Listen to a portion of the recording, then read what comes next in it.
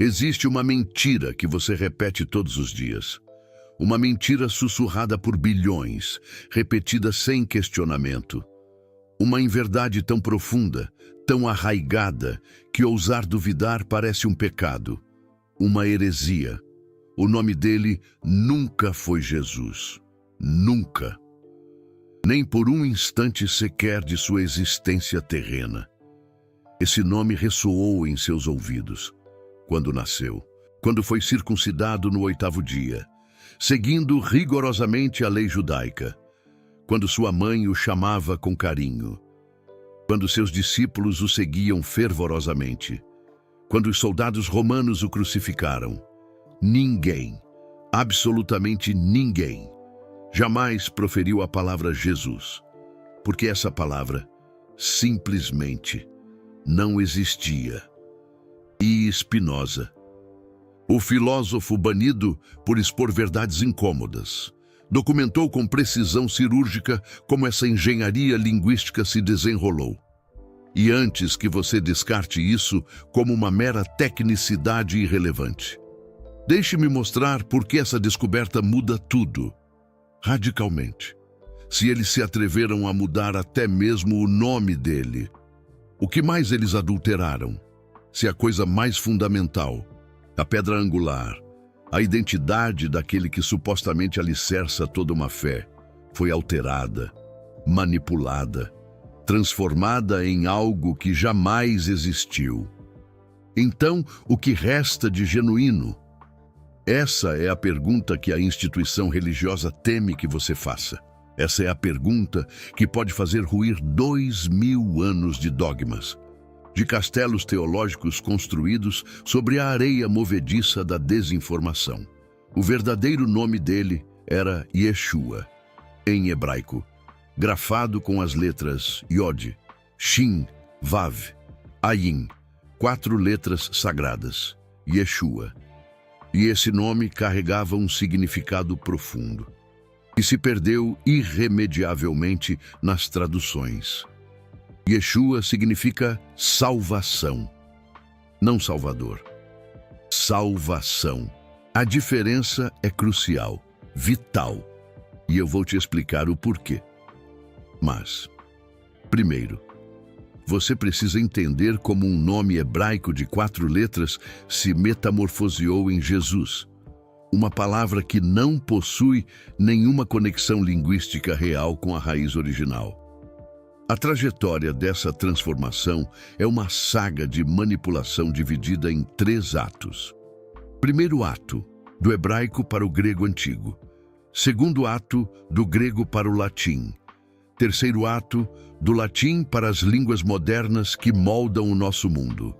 E em cada ato, algo se perdeu. Algo foi deliberadamente distorcido. Algo foi acrescentado sorrateiramente, para atender a interesses que nada tinham a ver com a busca pela verdade. Cada transformação sucessiva afastou ainda mais o nome de sua fonte primária, até que o resultado final se tornou irreconhecível.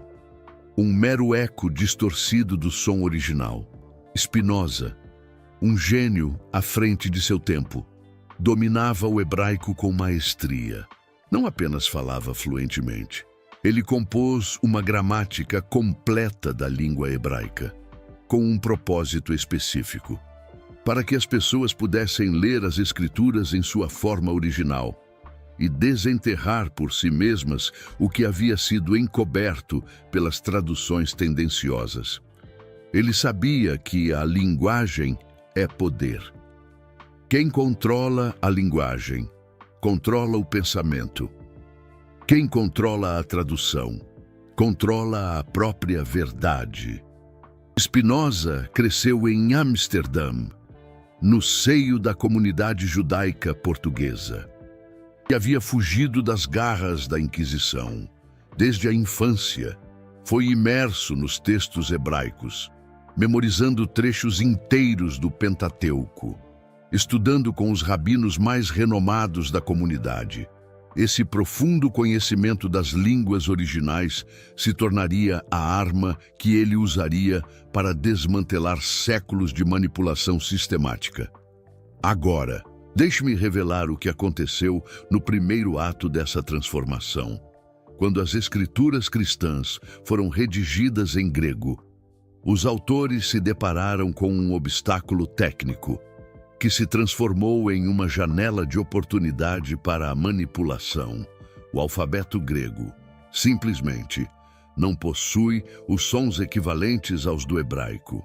Não existe uma letra grega para representar o som shin, aquele shi de Yeshua. Não existe uma terminação masculina que soe como a no grego. E a letra iod inicial teve que ser adaptada. Isso não é uma mera tecnicidade obscura. É o mecanismo pelo qual identidades são apagadas e reconstruídas sob uma nova roupagem.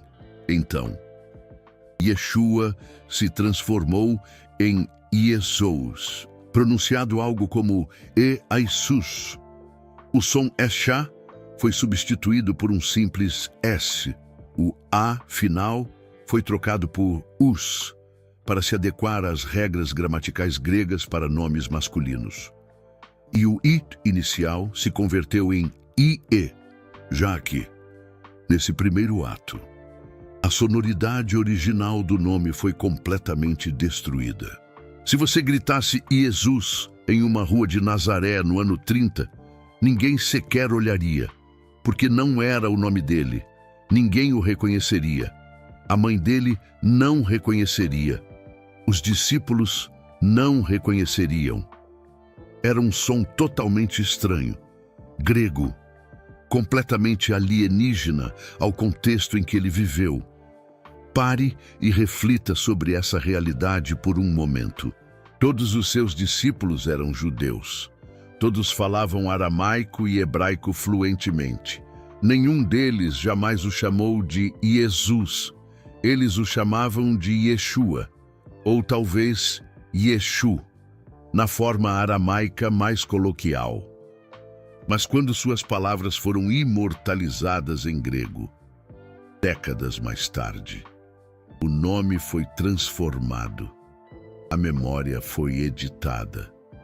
O homem, pouco a pouco, ele começou a ser apagado para dar lugar ao mito. Mas espere, porque o segundo ato é ainda mais inquietante. E envolve algo que a maioria das pessoas sequer imagina.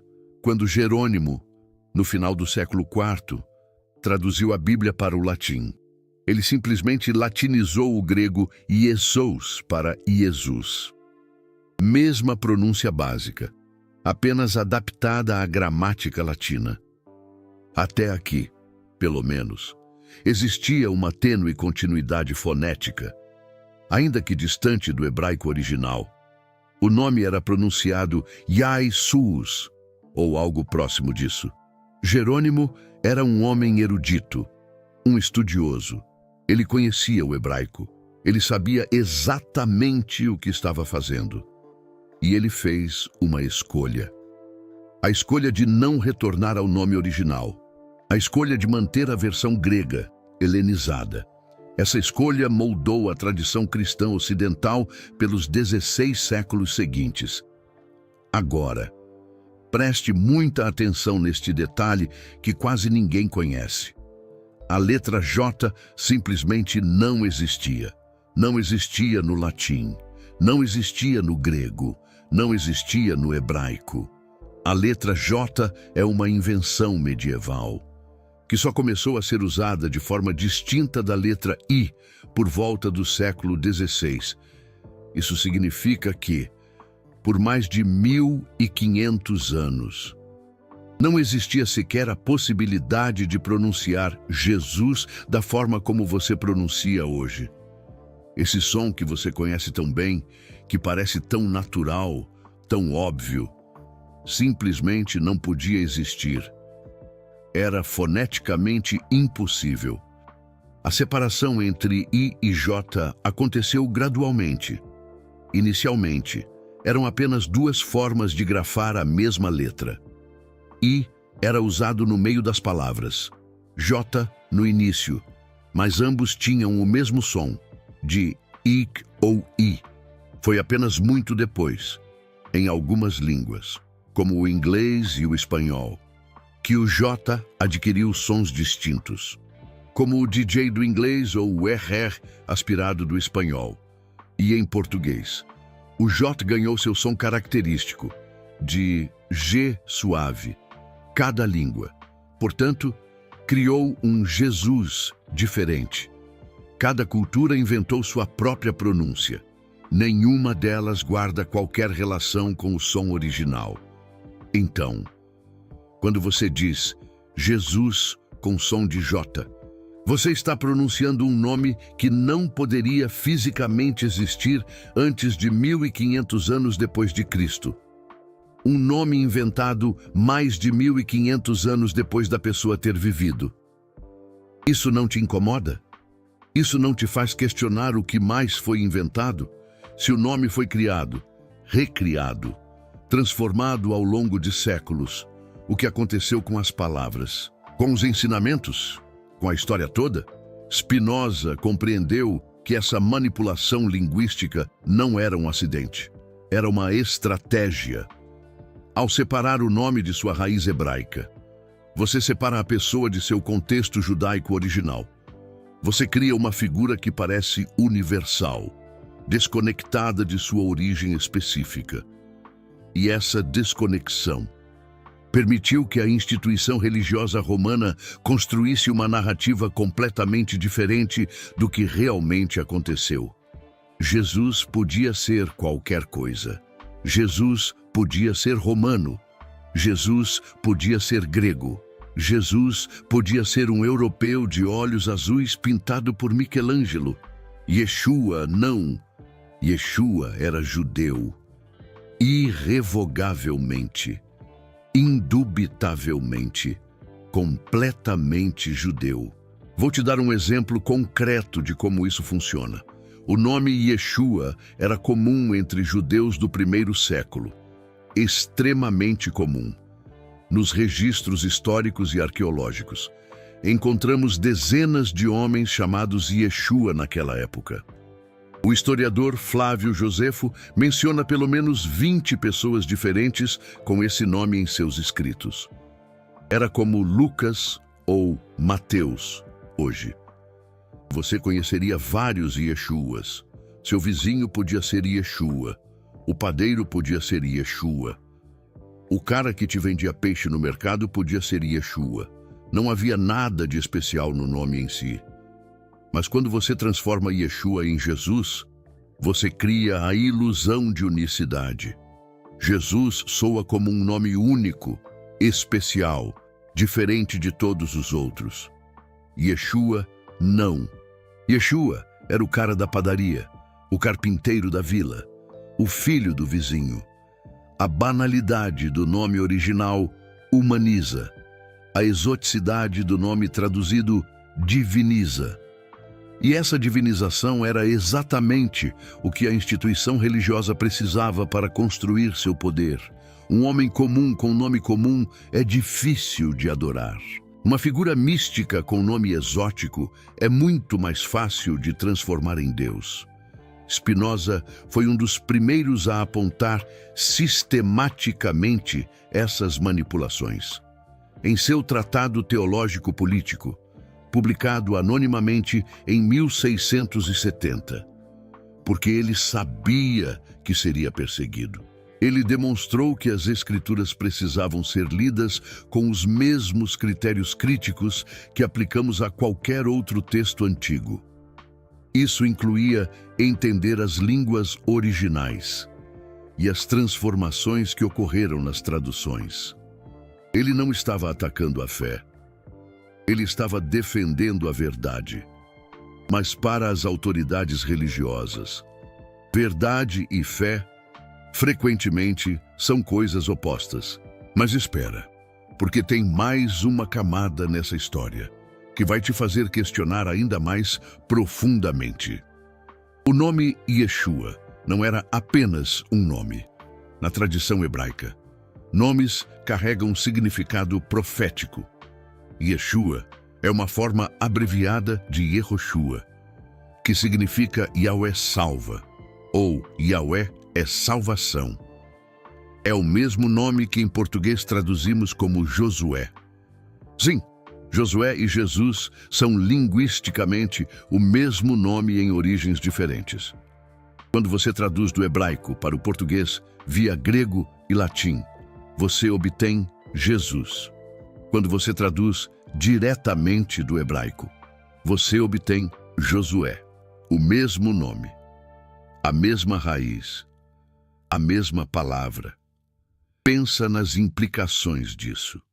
O homem que a instituição religiosa apresenta como único, incomparável, divino, tinha o mesmo nome de um general militar do Antigo Testamento, Josué, que liderou a conquista de Canaã, Josué, que comandou massacres em nome de Deus, Josué, que fez o sol parar no céu para ter mais tempo de matar inimigos. Esse é o mesmo nome, a mesma palavra, a mesma origem. Como você se sentiria se descobrisse que o nome do seu Salvador significa a mesma coisa que o nome de um conquistador militar que ordenou genocídios? Por que isso importa? Porque revela que o nome foi dado em um contexto judaico específico, com expectativas judaicas específicas. Os pais dele esperavam um Josué, um líder militar, um libertador político. Não um Deus encarnado que veio morrer por pecados. Essa teologia veio depois, veio quando o nome já tinha sido transformado, quando a conexão com Josué já tinha sido apagada, quando Jesus era um nome novo, sem bagagem. A desconexão linguística permitiu a reconstrução teológica. Se todos soubessem que Jesus e Josué eram o mesmo nome, seria muito mais difícil vender a ideia de um Deus pacífico que veio morrer pelos pecados do mundo. Spinoza argumentava que para entender qualquer texto antigo, você precisa entender o contexto em que foi escrito. Quem escreveu? Para quem? Com que propósito? E as traduções, deliberadamente ou não, destroem esse contexto. Elas criam a ilusão de que o texto sempre disse o que a tradução diz, quando, na verdade, o texto original frequentemente dizia algo bem diferente. Cada camada de tradução é uma camada de interpretação. Cada interpretação é uma oportunidade de inserir a agenda do tradutor. Deixa eu te mostrar outro exemplo dessa manipulação, que está diretamente conectado ao nome. Na Septuaginta, a tradução grega do Pentateuco feita antes de Cristo, o nome Yeshua ou Yehoshua já aparecia traduzido como Iesous. Então, quando os autores das escrituras cristãs usaram Iesous, eles estavam deliberadamente conectando a figura de Yeshua de Nazaré com Josué do Antigo Testamento. Essa conexão era intencional, era teológica, era estratégica. Essa conexão era teológica e política. Josué foi quem levou o povo para a terra prometida depois que Moisés morreu. Os primeiros cristãos queriam apresentar Yeshua como um novo Josué, aquele que levaria o povo para uma nova terra prometida, o reino dos céus. Fazia sentido dentro da tradição judaica. Era uma analogia poderosa que qualquer judeu entenderia imediatamente. Mas essa analogia só funciona se você sabe que é o mesmo nome. Se você não sabe, a conexão se perde. Mas quando Iesous virou Jesus, quando o J separou o nome de sua origem, quando as línguas modernas criaram um som completamente novo, essa conexão foi perdida. Jesus não soa como Josué em português. Jesus não evoca Josué. Jesus se tornou um nome isolado, sem história, sem contexto. Perfeito para ser preenchido com qualquer significado que a autoridade religiosa quisesse dar. uma tela em branco sobre a qual podiam pintar qualquer figura que servisse aos seus interesses. E foi exatamente isso que aconteceu. A instituição religiosa construiu uma teologia inteira em cima de um nome que não existia. Uma identidade fabricada. Uma figura moldada para servir propósitos de poder temporal, disfarçados de salvação eterna. Cada século adicionou novas camadas. Cada concílio definiu novas doutrinas. Cada tradução reforçou a desconexão. Até que o Jesus que você conhece não tem praticamente nada a ver com o Yeshua que andou pela Galileia. Agora vou te revelar algo que poucos estudiosos discutem abertamente, mas que Spinoza implicava em suas análises. A transformação do nome não foi apenas linguística, foi teológica. Quando você muda o nome, você pode mudar a história. Você pode inserir elementos que não estavam lá. Você pode remover elementos inconvenientes. O nome Jesus permitiu que a figura fosse reconstruída de acordo com necessidades políticas que mudavam ao longo dos séculos. Era como ter um documento em branco com assinatura autenticada. Você podia escrever o que quisesse. No primeiro século, Yeshua era um mestre judeu, um rabino itinerante que ensinava interpretações radicais do Pentateuco. No segundo século, Jesus começou a ser apresentado como uma figura divina helênica, incorporando elementos das religiões de mistério gregas. No quarto século, quando a tradição cristã ocidental se tornou a religião oficial do Império Romano, sob Constantino, Jesus se transformou no Cristo imperial, uma figura de poder que legitimava imperadores e abençoava exércitos. A cada transformação do contexto, a figura se adaptava e o nome, desconectado de sua origem, permitia essas adaptações. Spinoza foi excomungado da comunidade judaica de Amsterdã em 1656. Aos 23 anos, Weren, a excomunhão judaica, foi brutal. O documento original sobreviveu. Ele foi amaldiçoado de dia e de noite, amaldiçoado quando deitasse e quando levantasse, amaldiçoado ao sair e ao entrar. Proibiam qualquer judeu de se aproximar dele a 4 côvados de distância, falar com ele, ler seus escritos, fazer negócios com ele. Ele foi amaldiçoado com todas as maldições do livro de Deuteronômio. E uma das razões, embora não a única, era sua análise crítica das Escrituras.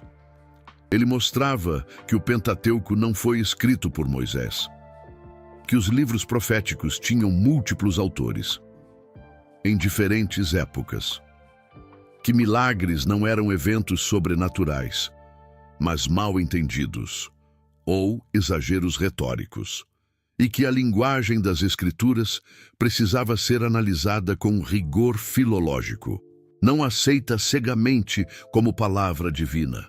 Cada uma dessas posições era heresia, juntas, eram sentença de morte social. Ele perdeu família, comunidade, identidade, tudo porque ousou buscar a verdade nas palavras originais. Mas Spinoza continuou escrevendo, polindo lentes para sobreviver, escrevendo filosofia para viver. E em seus escritos, ele demonstrava repetidamente que a barreira linguística entre o original hebraico e as traduções criava oportunidades infinitas de manipulação. Não necessariamente manipulação consciente e mal intencionada. Às vezes, simplesmente mal entendidos que se cristalizaram em dogma ao longo de gerações. Outras vezes, adaptações culturais que traíam o significado original, enquanto tentavam torná-lo acessível. E sim, às vezes, alterações deliberadas para servir agendas de poder temporal e político. O caso do nome é paradigmático, porque o nome é a coisa mais básica. Se eles erraram ou manipularam o nome. O que não erraram ou manipularam? Se a primeira palavra, a mais fundamental, a identidade básica, foi transformada além do reconhecimento. O que podemos confiar que permaneceu intacto? Deixa eu te dar mais um exemplo que conecta diretamente com o nome. A palavra Cristo não é nome, é título. Cristo vem do grego Christos, que significa ungido. É a tradução do hebraico Mashiach, de onde vem Messias. Então, quando você diz Jesus Cristo, você está dizendo algo como Yeshua o ungido, ou Josué o Messias. Era uma afirmação teológica, não uma identificação pessoal. Mas a forma como usamos Jesus Cristo hoje, como se fosse nome e sobrenome, obscurece completamente isso. Cristo parece sobrenome, parece parte do nome próprio. A família Cristo, o Senhor Cristo. Jesus de Nazaré da família Cristo. E essa confusão não é acidental. Ela serve para deificar nome e título juntos, fundidos, inseparáveis. Não um homem que foi reconhecido como Messias por alguns seguidores em um contexto específico, mas uma entidade divina chamada Jesus Cristo desde sempre e para sempre. Spinoza argumentava pela separação rigorosa entre o que os textos originais diziam e o que as interpretações posteriores afirmavam. Ele queria que as pessoas lessem por si mesmas, em vez de aceitar o que autoridades religiosas diziam que os textos significavam. E ele forneceu as ferramentas para isso. Sua gramática hebraica, sua análise crítica, seu método de leitura histórica que antecipou em 2 séculos a crítica bíblica acadêmica moderna. A instituição religiosa, tanto a católica quanto as protestantes que surgiram depois, resistiu ferocemente a essa abordagem. Porque se as pessoas pudessem ler e interpretar por si mesmas, o poder da instituição religiosa como intermediária entre Deus e humanidade desapareceria. O padre que lê latim que você não entende tem poder sobre você. O pastor que cita grego que você não conhece tem autoridade sobre você. A ignorância linguística era funcional. Mantinha o rebanho dependente dos pastores. Spinoza queria acabar com isso. E eles o destruíram por isso. Antes de continuar, quero que você entenda algo importante sobre o que estou revelando aqui. Não é ataque à espiritualidade. Não é tentativa de destruir fé genuína. É tentativa de separar verdade de construção humana. Se existe algo de genuíno na mensagem original de Yeshua, esse algo sobrevive à análise crítica. Verdade não teme investigação. O que não sobrevive são as camadas de manipulação, tradução tendenciosa e construção política que foram adicionadas ao longo de 2 milênios. Spinoza acreditava na busca pela verdade acima de tudo. Sua famosa frase, não rir, não lamentar, nem detestar, mas compreender, resume sua abordagem. Ele não queria demonizar a instituição religiosa ou os tradutores. Ele queria compreender como chegamos onde chegamos. Como um mestre judeu chamado Yeshua se transformou em um Deus universal chamado Jesus. E parte dessa compreensão passa por reconhecer que o nome Jesus é uma construção linguística e histórica, não um fato imutável. Agora vou te mostrar como isso se conecta com descobertas mais recentes que confirmam o que Spinoza suspeitava séculos atrás. Manuscritos encontrados no século XX, como os manuscritos do Mar Morto descobertos em Qumran entre 1946 e 1956. Revelam como os nomes eram usados no judaísmo do primeiro século. Yeshua aparece frequentemente nesses documentos. Era nome comum de trabalhadores, sacerdotes, revolucionários. Alguns desses Yeshuas eram líderes messiânicos que desafiaram Roma. Outros eram apenas pessoas comuns vivendo suas vidas cotidianas. O nome não era especial. Não indicava divindade. Não separava quem o carregava do resto da humanidade. Mas nos textos cristãos posteriores, traduzidos para grego e depois para latim, esse contexto desaparece. Jesus se torna único. Jesus se torna divino. Jesus se torna não apenas diferente de todos os outros Yeshuas, mas de uma categoria completamente separada de existência. A tradução não apenas mudou o som do nome, mudou a natureza da pessoa. O que era humano se tornou divino. O que era comum se tornou singular. O que era judeu se tornou universal. E tem mais um detalhe linguístico que quase ninguém menciona, mas que é absolutamente crucial para entender a profundidade dessa transformação. O nome Yeshua contém o nome divino, e é a abreviação de Yahweh, o nome impronunciável de Deus na tradição judaica. O tetragrama sagrado que os judeus não pronunciavam por reverência. Então Yeshua literalmente significa Yahweh salva. Cada vez que você pronunciava o nome dele, você estava pronunciando parte do nome de Deus. O nome conectava o homem com o divino de forma orgânica, judaica, teologicamente sofisticada. Mas em Jesus, essa conexão desaparece completamente. Jesus não contém Yahweh. Jesus não evoca o Deus do Pentateuco. Há uma mentira, uma tapeçaria de enganos tecida ao longo dos séculos, que ecoa em cada oração, em cada canto, em cada conversa. Bilhões repetem essa mentira diariamente, sem sequer suspeitar da sua existência. Essa mentira se enraizou tão profundamente que questioná-la parece quase uma blasfêmia, um sacrilégio. Mas e se a base de tudo que você acredita fosse construída sobre areia movediça? Jesus se torna um nome próprio e independente, desconectado da teologia judaica, pronto para ser conectado a qualquer teologia que a instituição religiosa quisesse construir.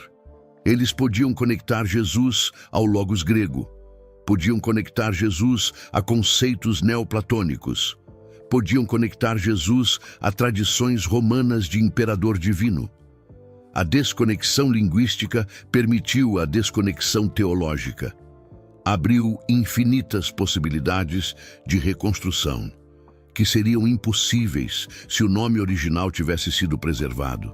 Esta é a chave para entender por que o nome importa tanto.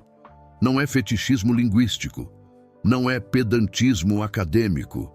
É reconhecer que a linguagem carrega significado que vai além do som.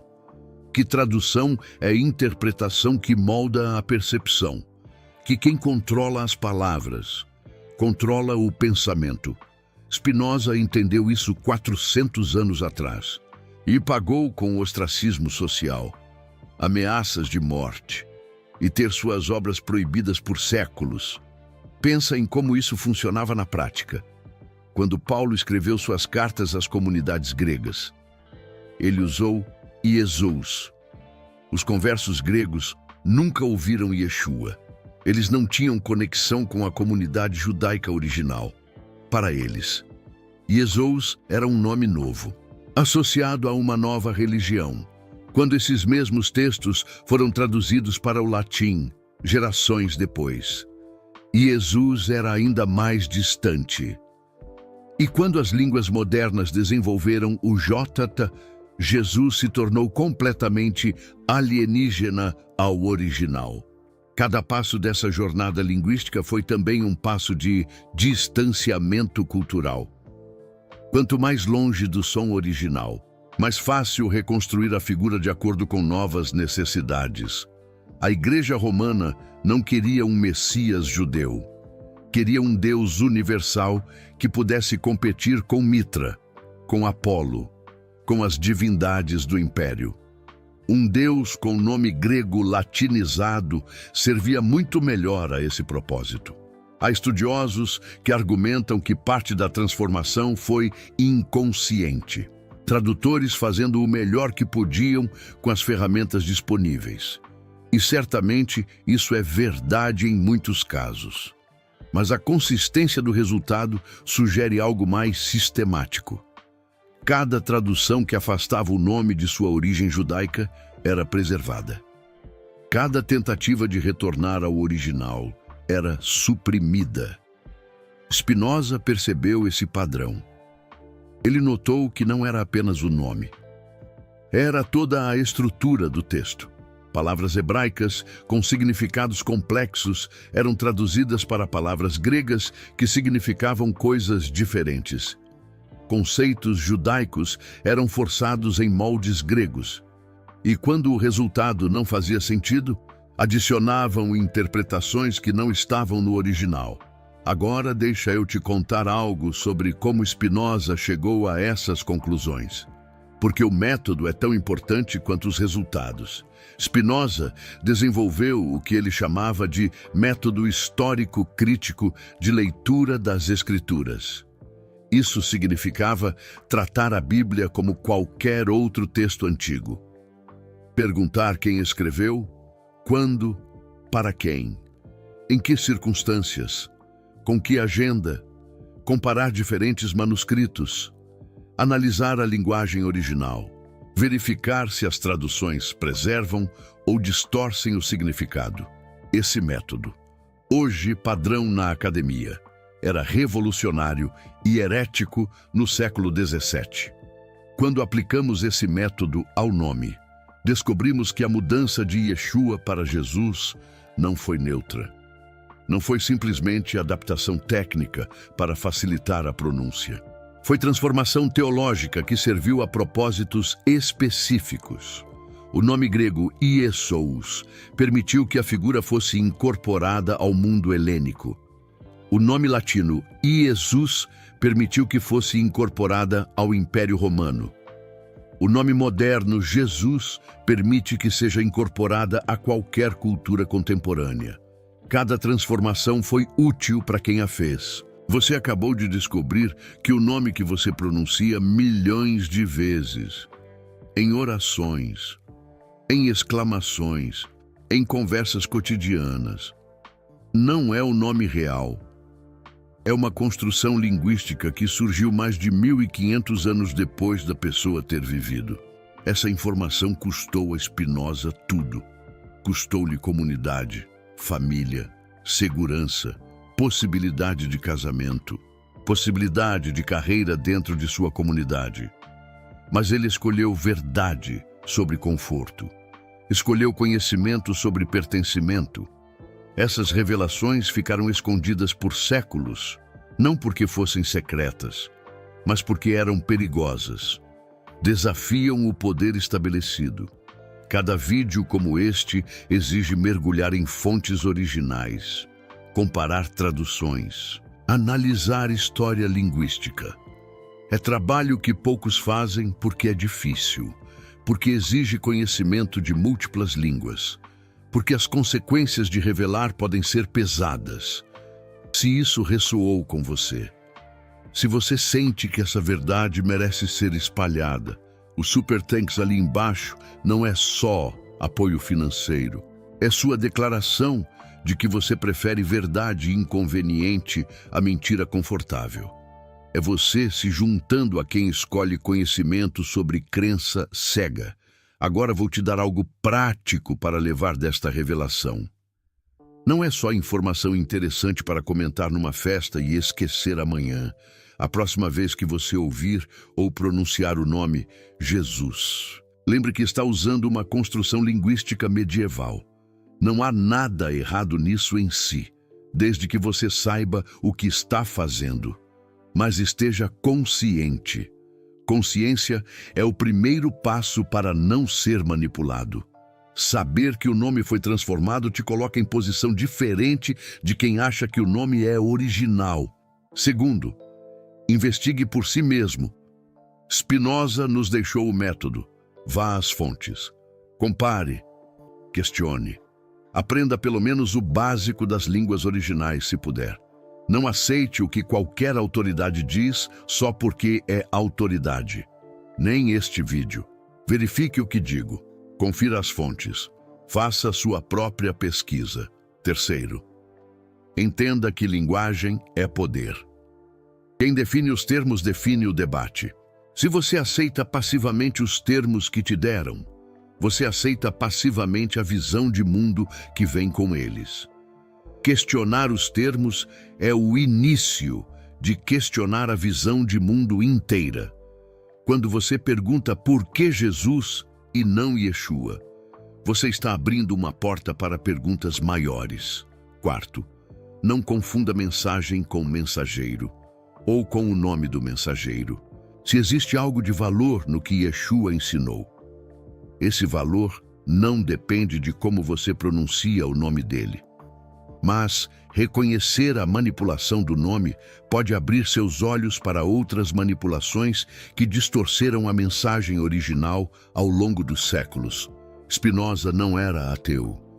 Ele acreditava em Deus, embora seu conceito de Deus fosse radicalmente diferente do Deus pessoal das religiões tradicionais. Para ele, Deus era a natureza, a substância única da qual tudo é expressão. Deus ou natureza.